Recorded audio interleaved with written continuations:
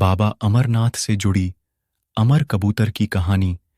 शिव ने पार्वती को इसी परम पावन अमरनाथ की गुफा में अपनी साधना की अमर कथा सुनाई थी, जिसे हम अमृतत्व कहते हैं।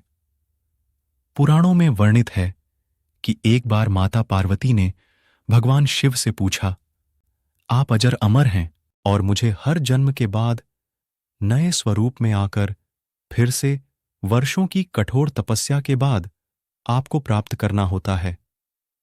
मेरी इतनी कठोर परीक्षा क्यों?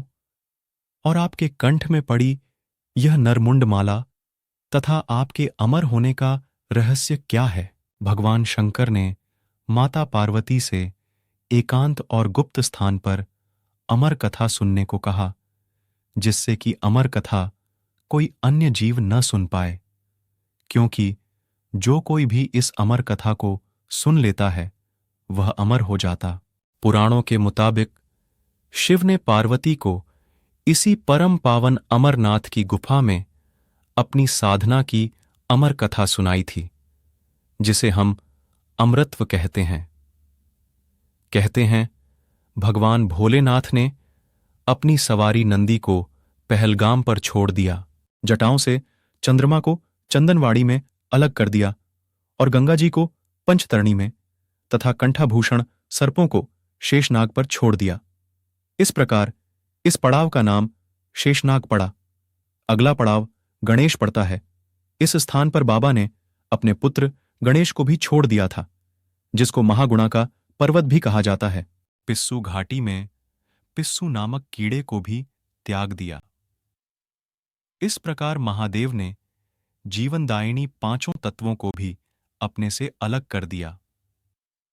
इसके बाद मां पार्वती सात उन्होंने गुप्त गुफा में प्रवेश कर किया और अमर कथा मां पार्वती को सुनाना शुरू किया।